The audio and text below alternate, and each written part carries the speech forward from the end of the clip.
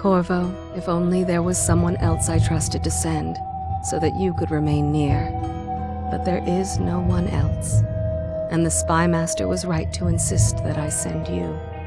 I don't know if you've noticed, but I talk a fair bit about Dishonored on this channel, and for a good reason. I wholeheartedly believe it's one of the greatest artistic achievements this medium has ever seen. From its immersive mechanics, emphasis on player choice, to its insane reactivity and a bunch of other stuff, Dishonored is a testament to the potential of video games to deliver experiences that are impossible to create in non-interactive media. No mission is more representative of Dishonored's game design philosophy than Lady Boyle's Last Party. In this video we're gonna take a brief and casual look at this mission, and explore its design, flow, and really what makes it click narratively and mechanically. This is the second video of an irregular series dedicated to covering specific game missions. The first video was on Deus Ex's Liberty Island mission, so go check that out if you're curious. On that note, I also covered Dishonored like 2 years ago, so go give that a watch if you want to hear my feature-length ramblings about this game. I also have a Twitter where I procrastinate instead of working on videos, and a Patreon where you can support this channel with real-life money. Also, this video will assume some familiarity with Dishonored, so keep that in mind. Let's get to it.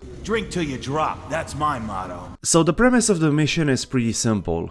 You, Corvo Attano, the masked vigilante framed for the murder of beloved Empress Jessamine Caldwin by a separatist faction who took control of the Empire and then recruited by a loyalist breakaway faction who's scheming from the shadows to restore the Caldwin family to the throne, are tasked with eliminating Lady Boyle, a disgustingly rich socialite who's throwing a masked ball for her vain and equally disgustingly rich high society peers. The first order of business is actually infiltrating the mansion where the party is taking place. But before we do that, we can take some time to explore the city block where the mansion is located and absorb the mission's themes. See, Dishonored takes place in a plague-ridden, oppressive, industrial steampunk city called Dunwall, where the 1% live in luxury, indifferent to the underclasses who die by the hundreds of thousands from the plague and live in abject poverty. Also, this particular strain of the plague turns the unlucky into mindless, highly aggressive zombies, which is something you'd think would incentivize the local authorities to address this public health catastrophe beyond merely printing leaflets with personal hygiene etiquette and best practices, but I'm not a local official, so what the fuck do I know, right? Anyways, the grimy city block surrounding Lady Boyle's opulent mansion is as thematically revealing as the mansion itself. One of Dishonored's major themes is abuse of power, a fact confirmed by Harvey Smith himself in a 2016 interview for PC Gamer. This abuse of power is represented in many forms in this mission, the most obvious being the stark contrast between the surrounding streets, which are riddled with weepers, and the house. There's this one weeper hanging out on a balcony overlooking the mansion. I don't know if the symbolism was intentional, but I felt it was worth mentioning anyway. Circling back to the mission, there are several ways to infiltrate the mansion. I found a whopping 4 ways to get inside just by fucking around, one of which, to my shame, I hadn't been aware before because it's the most obvious and telegraphed. Once inside the courtyard, aka the neutral zone, you will come across a group of gossiping aristocrats, one of which will drop their invitation, allowing you to enter the house legitimately. That is, if you didn't already snatch an invitation from a previous mission. Interestingly, while recording footage for this video, the group of aristocrats disappeared because I used an alternative entrance prior to encountering them, so I had to restart the mission to make them appear. Just a nice bit of reactivity from the game. So after this nice gent lets you inside the Boyle estate, the real mission starts. I'm not gonna go through everything, but I will touch on some highlights. First,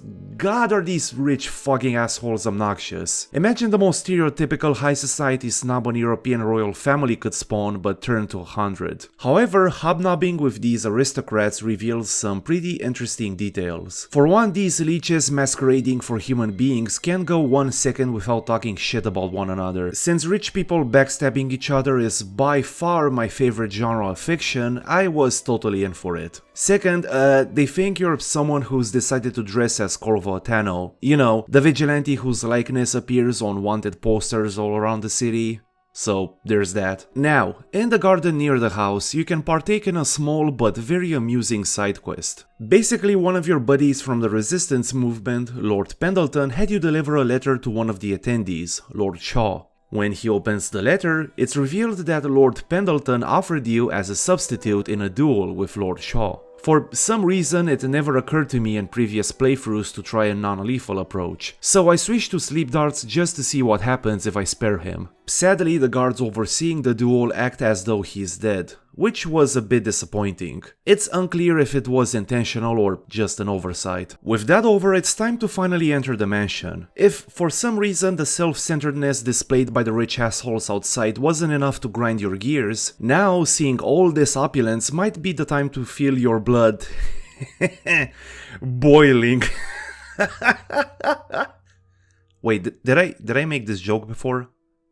Anyway, so first things first, make sure to sign the guest book near the entrance with your own name. This doesn't have any gameplay effect, but it does get mentioned in the next mission, which is a nice touch. Now, holy fuck, where do I even start? The Boyle Mansion is a literal immersive sim playground. The level of interactivity and reactivity it displays, not to mention the sheer number of options to accomplish objectives, is just insane. Attendees react to you looting the mansion, bug some people enough and they'll call the guards. This jello can be destroyed. Someone at Arcane spent their day designing jello physics. It's crazy, and I'm sure there are tons of other things I haven't discovered. So, our main objective is to take Lady Boyle out of the picture, lethally or non-lethally. Two problems. For one, there are 3 Lady Boyles in attendance, each wearing the same costume but in different colors. So we have to identify which one we are supposed to take out. Secondly, the target is randomized each time the player enters the mansion. Now, we could just kill everyone and bounce, but since we went through all that effort to remain undetected, we may as well go all in on the cloak and dagger meta. There are multiple ways to identify the real Lady Boyle, with some of them branching off in interesting ways. If you bribe this lady here with a drink, she'll tell you the name of the target, but not the color she's wearing. Eavesdropping on conversation reveals that the answer to their identities lies in the journals that the sisters left conveniently open in their bedrooms. The bedrooms are located on the upper floor, which is off limits to guests. Again, lots of ways to access it, which I'm not gonna break down for the sake of keeping this video short. Now is as good a time as any to say that each sister has their own personality and routine, which influences how the sequence of events plays out. It's the social and stealth elements that really tie this mission together. I've always been a fan of this hiding in plain sight concept, and Dishonored pulls it off masterfully. Really, this mission begs to be savored, like a good whiskey, I don't know, I'm a beer guy, and that's outright impossible to do in a lethal playthrough. All the effort Arcane put into designing these spaces, just look at this detail. Even the masks have this surreal, otherworldly design that fits Dishonored's steampunk setting like a glove. So, since killing all the Boyle sisters and knocking them out in the open are out of the question, what's the non-lethal approach? Well, if you talk to Lord Brisby, this unassuming gentleman standing in a corner here, he will confess he is in love with the real Boyle sister, revealing her identity in the process, and offer to take her off your hands. He promises that if you deliver her unharmed, she will never be seen or heard of ever again. As for the main objective, if Waverly Boyle is the target, as was the case in my session, you can prey on her paranoia, saying that someone is out to get her and that you know who is after her. It's worth noting that you can fail this social encounter gloriously, so make sure you take into account the details revealed in their journals when choosing the dialogue options. Anyways, after fucking up 3 consecutive times, I finally got Waverly to ask me to follow her in the wine cellar. Once there, I knocked Waverly out and delivered her unconscious body to Lord Brisby, who was waiting for us in a boat in the cellar. I dumped Waverly's body in his boat and... You'll never know how happy you've made me. Someday she'll learn to appreciate me.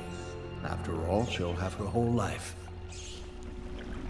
If that sounds creepy as shit, that's because it is. Here's the thing, Dishonored's non-lethal options are in most missions a taste of your own medicine sort of thing. The zealous religious leader getting branded as a heretic and banished to the slums, arranging for the depraved Pendleton twins to get shipped to the same mines they'd send hundreds of innocents to perish, heads shaved off and tongues cut out as to make them unrecognizable, that sort of thing. Here it just feels dark and cynical, and I honestly don't know how to feel about this. If only there were 2 non-lethal options for this mission. Simply knocking her out doesn't affect anything. You either have to deliver Lady Boyle's body to her stalker or kill her. Even in my pacifist playthroughs, I choose to kill them both because I just can't stomach the thought of sending her to be abused by Brisby for the rest of her days. Whatever option you choose, the main objective is complete and you're free to explore the mansion at your leisure for goodies or head to the exit and end the mission. One cool detail is that if you take too long to identify Lady Boyle, the guards will become suspicious and question you. Using powers in the open, no problem at all as long as you don't harm anyone.